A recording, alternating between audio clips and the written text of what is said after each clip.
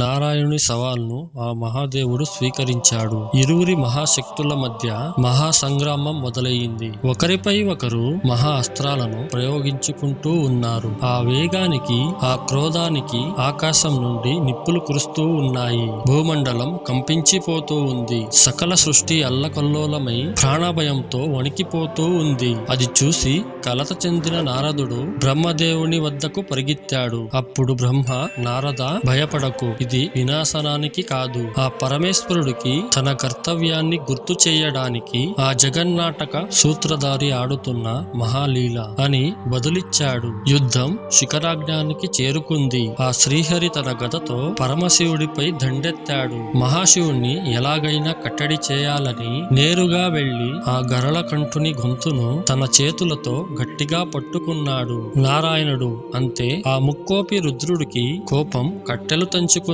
ఆయన క్రోధావేశానికి బ్రహ్మాండం బద్దలయ్యే పరిస్థితి. ఆ ఉగ్ర రూపంలో శివుడు ఏమీ ఆలోచించలేదు. తన చేతిలోని త్రిశూలాన్ని అత్యంత వేగంగా, భయంకరంగా ఆ శ్రీహరిపై ప్రయోగించాడు. ఆ దృశ్యం చూసి ముక్కోటి దేవతలు ప్రాణాలు గాల్లో కలిసిపోయాయి. ఆ త్రిశూలం గాలిని చీల్చుకుంటూ వెళ్లి నేరుగా ఆ మహావిష్ణువు గుండెల్లో బలంగా గుచ్చుకుంది. కాని అక్కడ రక్తం కారింది విష్ణువుకైతే, ప్రాణం విలవిలలాడింది మాత్రం పరమశివుడికి. ఆ బాధ, ఆ భరించలేని నొప్పి ఆ శివునికి కూడా అనుభూతి చెందింది.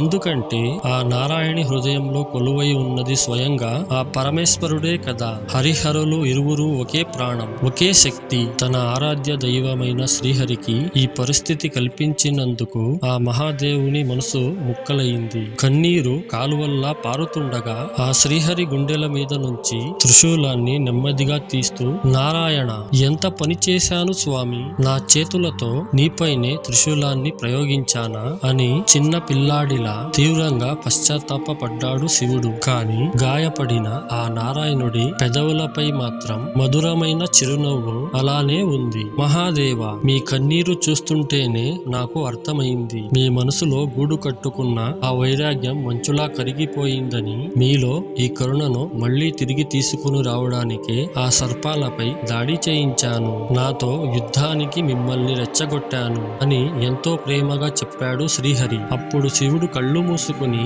తన విరక్తి వల్ల ప్రాణం కోల్పోయిన సృష్టికి మళ్లీ జీవం పోశాడు. నారాయణుడు శివుని గొంతు పట్టుకోవడం వల్ల ఆ పరమశివుడి కంఠంపై ఎర్రటి ముద్ర పడింది. ఆ క్షణం నుండి మహాదేవునికి స్థితికంఠుడు అనే పవిత్రమైన పేరు స్థిరపడిపోయింది. అలాగే పరమేశ్వరుని త్రిశూలం వల్ల తన గుండెలపై పడిన ఆ గాయాన్ని ఎప్పటికీ చెరిగిపోని స్త్రీవత్స చిహ్నంగా తన హృదయంపై సదా ధరిస్తానని మాట ఇచ్చాడు శ్రీహరి. ఆ తరువాత తన ప్రాణాలను పణంగా పెట్టి జాతిని రక్షించుకోవాలనుకున్న సర్పరాజైన వాసుకిని శివుడు కరుణించాడు. వాసుకి భక్తికి మెచ్చి తన మెడలో శాశ్వత ఆభరణంగా ధరించాడు. అప్పటి నుండి ఆ బోళాశంకరుడు నాగేంద్ర హరుడు అని కీర్తించబడ్డాడు. చివరిగా సృష్టి పట్ల తన కర్తవ్యాన్ని తిరిగి స్వీకరించి సతీదేవిని వివాహం చేసుకోవడానికి ఆనందంగా ఒప్పుకున్నాడు ఆ లయకారుడు. పార్ట్ 1 వీడియో మన ఛానల్లో ఉంది, వెళ్ళి చూడండి. అలాగే మన ఛానల్ ను సపోర్ట్ చేయండి ఫ్రెండ్స్. చూశారు కదా ఫ్రెండ్స్, హరిహరుల మధ్య ఉన్న